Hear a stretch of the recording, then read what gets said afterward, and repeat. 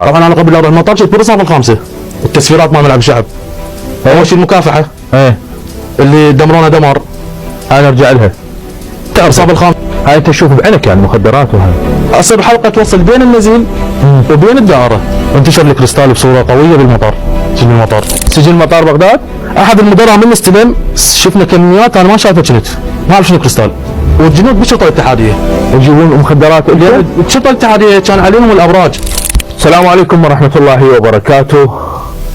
مهمة جديدة ومختلفة هذه المرة مع شاهد عيان من داخل السجون العراقية.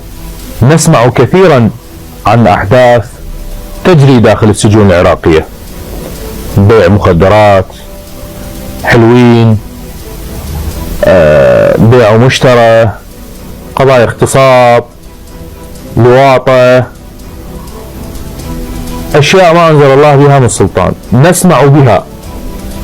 لكن أنا على المستوى الشخصي لم ألتقي بشاهد عيان من داخل السجون يتحدث للرأي العام بهذه التفاصيل، باعتباره هو كان موجود في هذه السجون وشايف وسامع. مهمتنا اليوم مع أحد شهود العيان، خرج براءة من تهمتين بالقتل، ومن ثم تهموه بقضية تسليب، حكم على إثرها 6 سنوات. في هذه ال6 سنوات انتقل إلى أكثر من مكان، من سجن إلى آخر. ماذا يحدث في السجون العراقية؟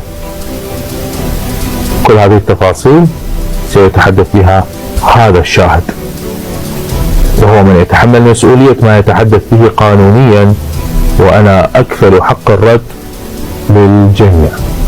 حياك الله. الله يحييك استاذ. كل شيء موجود. كل شيء موجود. شنو صار أو شنو يصير داخل السجون، وأنت شنو قصتك وشنو اللي شفته؟ قصتي مظلوم. زين. السجون عبارة عن بورصة، يعني أنا جبت فلوس بالسجون للنزلاء ما عدا إدارة السجون. يعني أنا شاد عليه مليار. شلون؟ مليار. شنو مليار؟ نزيل صار عنده مليار برا، هو بالسجن. شلون؟ والله العظيم. شلون؟ مخدرات هاي معروف، هو اسمه على مستوى السجون، يعني دارة الإصلاح كلها تعرفه. ايه؟ هذا الاسم، هذا الشخص. يعني عنده مليار وهو مسجون؟ هو ما كان عنده مليار. ايه، بس هو من دخل السجن؟ من دخل سجن كروبر في وقته. ايه؟ سجن الكرخ. ايه؟ اتوقع سنة 2018 نهاية 18 انتشر الكريستال بصورة قوية بالمطار، سجن المطار. قبل كان ماكو. احد المدراء من استلم شفنا كميات انا ما شايفها، كنت ما اعرف شنو كريستال.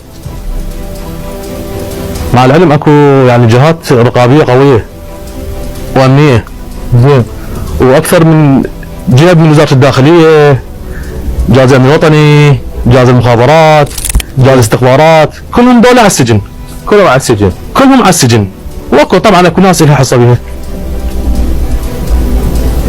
هاي في سجن المطار ما عدا التليفونات.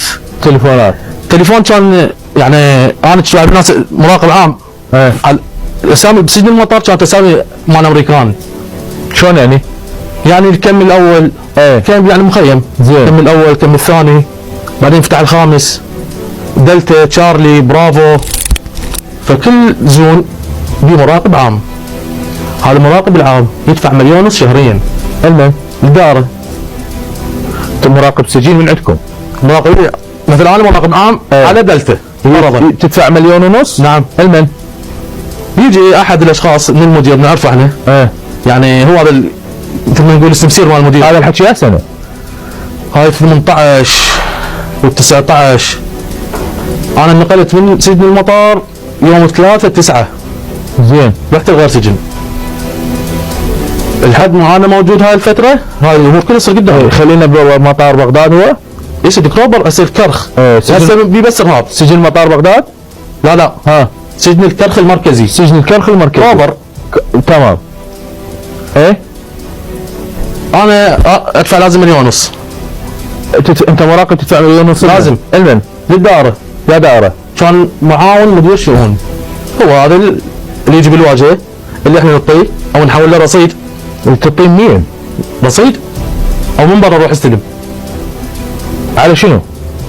مو نشتغل شو اشتغل؟ بالتليفونات بالملابس بالجداحات. هاي انتم يعني